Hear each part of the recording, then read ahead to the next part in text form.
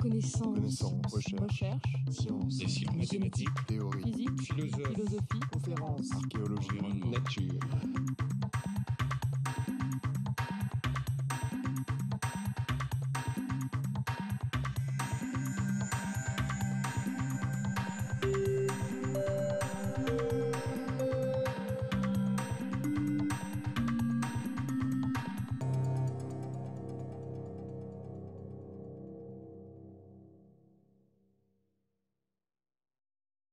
Bonjour, et je voudrais remercier Peter et la NRS de cette invitation et de ce cadeau qu'ils me font de rester au moins 15 minutes sur cette prestigieuse estrade où je n'ai sûrement plus aucune chance de revenir dans le reste de ma carrière. Et donc, pour essayer de discuter la question qui m'a été posée, c'était l'apport de la recherche fondamentale dans la mise au point d'un vaccin pour débuter ce débat. Je voudrais dire qu'évidemment, c'est impossible en moins de 15 minutes de traiter les dernières avancées, ou en tout cas les questions. Donc, ce que j'ai essayé de faire, c'est de poser un certain nombre de questions et de voir dans les dernières années ou derniers mois ou semaines comment certaines de ces questions peuvent être approchées.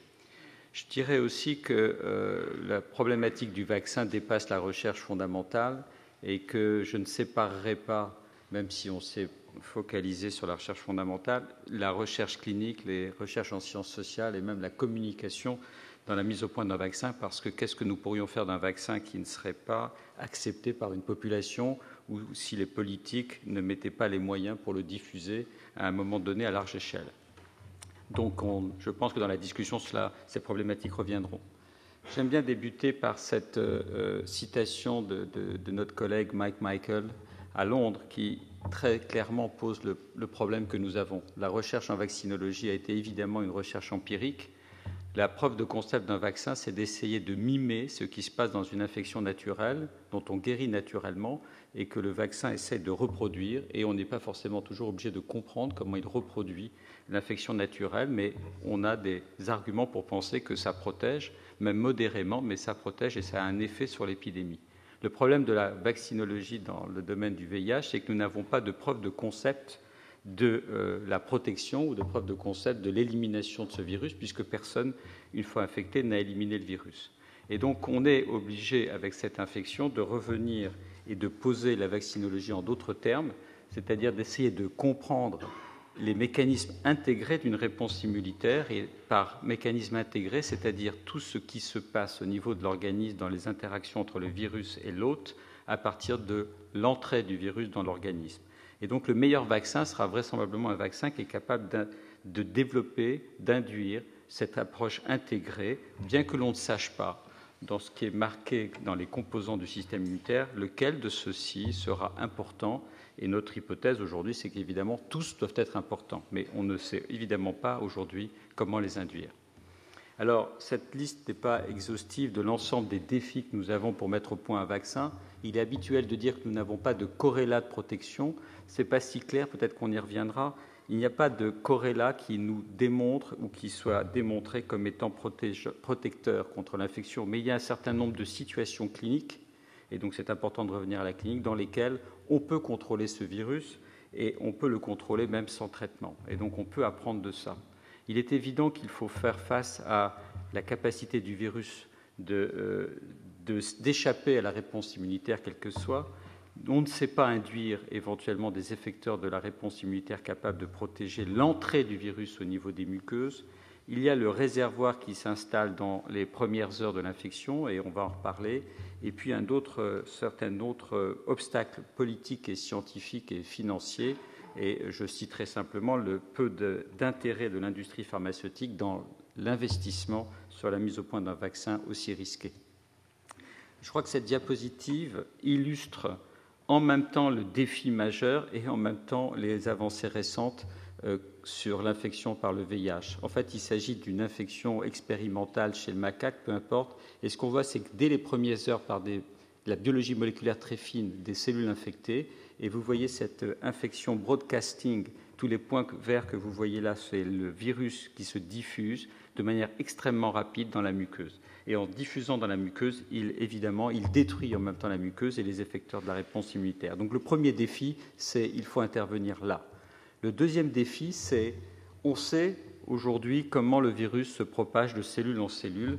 Et ce que vous voyez là, c'est-à-dire des cellules ici qui sont infectées avec ici des cellules cibles, et vous voyez que ce contact extrêmement étroit, et puis la cellule infectée est également capable d'envoyer des tubes. Ici, c'est de la membrane de la cellule, et les points que vous voyez, c'est le virus qui est en train de surfer et qui va toucher une autre cellule à distance. Et donc, on ne sait pas aujourd'hui comment on va pouvoir protéger cette transmission cellule par cellule. Autre point important qui a été significatif dans les dernières années, c'est revenir à l'infection naturelle et essayer de comprendre, de disséquer les mécanismes de ce qu'il se passe lorsqu'un organisme est infecté. Je ne vais pas rentrer dans le détail, mais simplement vous montrer qu'à partir du moment où l'individu est infecté, il y a une sorte d'éclipse ici, et puis apparaissent des réponses immunitaires ici cellulaires, on va y revenir, qui entraînent une baisse de la charge virale, et puis des anticorps qui apparaissent, qui sont ici non neutralisants, et puis ensuite des anticorps neutralisants. On ne sait pas leur rôle dans la protection puisqu'ils ne sont pas là, mais on sait qu'ils sont vraisemblablement importants dans une recherche en vaccin.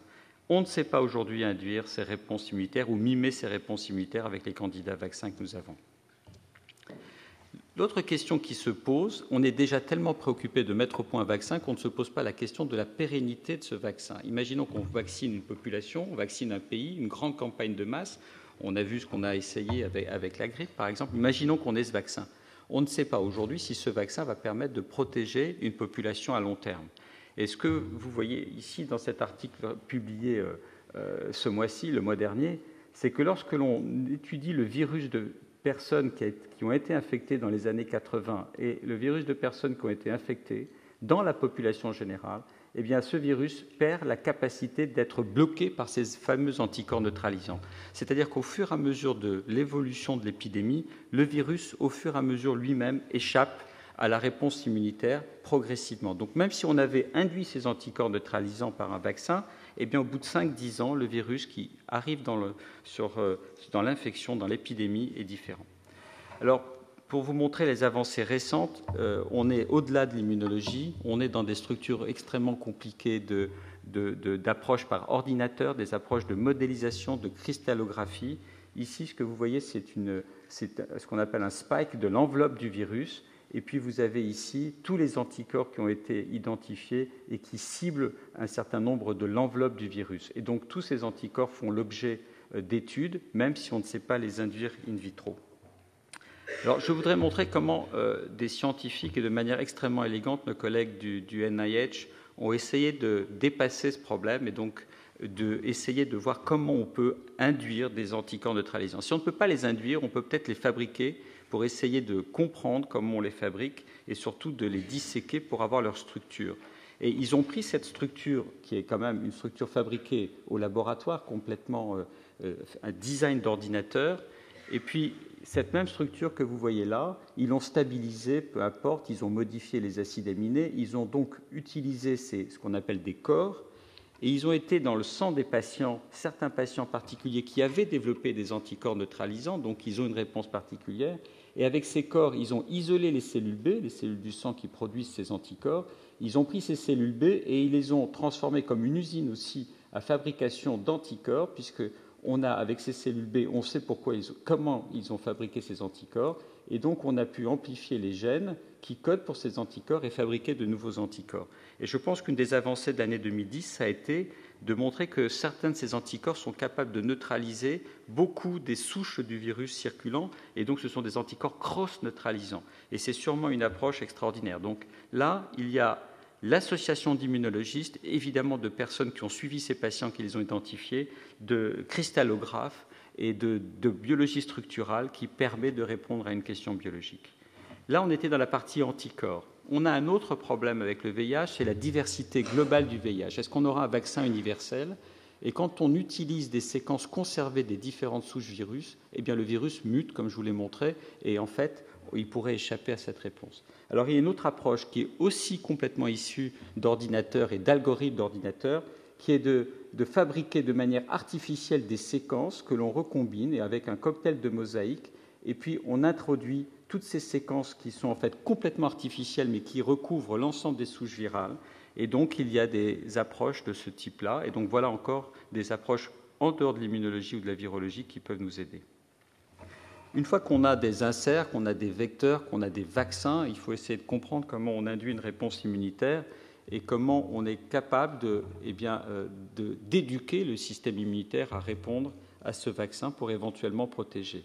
Et là, les découvertes récentes ou des dernières années sur des cellules importantes du système immunitaire, les cellules dendritiques, sont fondamentales.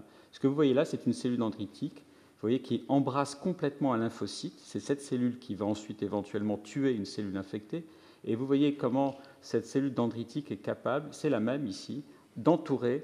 Et donc, pendant cet échange, pendant ce baiser ici entre cette cellule dendritique, eh bien, le vaccin qui a été administré est présenté à la cellule T, la cellule qui va défendre, qui va se répondre, et en même temps des milliards d'informations par des signaux et par des contacts cellule-cellule.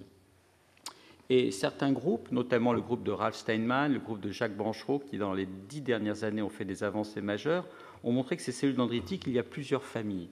Et ils ont identifié 2 familles, celles qui sont au niveau de la peau, les cellules de Langerhans, qui jouent un rôle important pour les réponses T, donc, et d'autres, les cellules interstitielles, qui jouent un rôle important pour la production des anticorps. Donc maintenant, nous savons, quand nous administrons un vaccin, est-ce que l'on peut éventuellement toucher l'une ou l'autre et comment est-ce que l'on peut moduler l'une ou l'autre de ces cellules. Et dans cet article, par exemple, très récent, pour la première fois, après injection d'un vaccin sous la peau, vous voyez ici, c'est une injection intradermique, on voit un réseau de ces cellules Langerhans. Vous voyez, vous retrouvez les dendrites, les prolongations, ces cellules Langerhans qui sont absolument magnifiques ici dans le derme et qui sont celles qui vont capter ce vaccin. Et si vous refaites cette biopsie 1 heure après, elles ont disparu, elles sont parties dans l'organisme, elles ont fait leur boulot d'aller présenter le vaccin ailleurs. Donc on commence à disséquer les premières heures de la réponse vaccinale. Donc une des questions qui se pose, c'est comment moduler cette réponse pour essayer d'avoir la plus efficace. Et donc le groupe de Jacques Branchereau a isolé un certain nombre de molécules à la surface de ces cellules. Et ces molécules, chacune d'entre elles a une fonction particulière, et surtout chacune d'entre elles, ou des couples, sont présents sur ces fameuses populations différentes de cellules dendritiques. Quand vous injectez un vaccin sous la peau, le vaccin tétanos, de la grippe ou de l'hépatite B que vous vous faites vacciner, vous injectez des kilos de vaccin sous la peau et puis vous laissez la nature faire. Ben, si on fait ça avec le VIH, on n'a absolument pas la réponse puisqu'on n'a toujours pas de vaccin.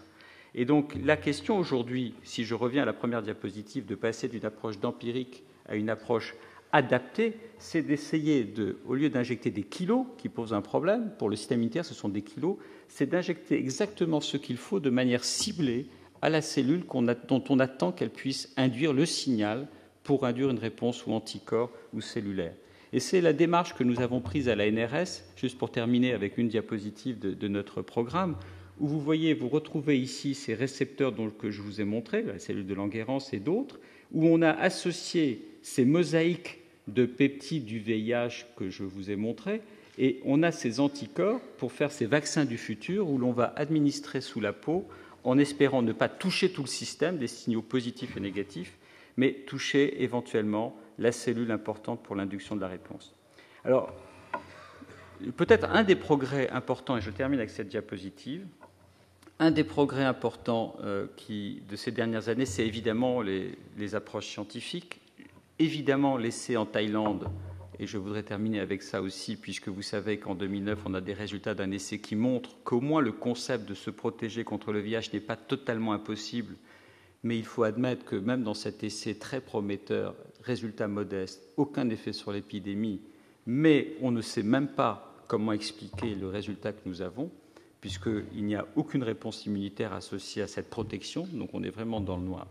Mais peut-être un des progrès de ces dernières années, c'est cette volonté d'une alliance internationale de se coordonner sur cette recherche vaccinale et d'essayer de partager les informations, de coordonner nos plans, d'éviter la duplication.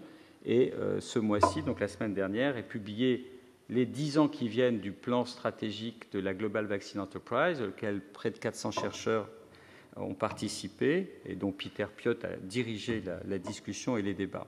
Alors nous avons un plan, mais ce plan n'est évidemment pas financé. Donc nous avons de la matière, nous avons de la réflexion, nous avons des directions qui sont des directions stratégiques qui peuvent être fausses dans 5 ou 10 ans, mais de toute manière, ce plan n'est pas financé. la Global Vaccine ne finance pas. Donc nous devons trouver les financements pour mettre en musique ce plan. Je vous remercie.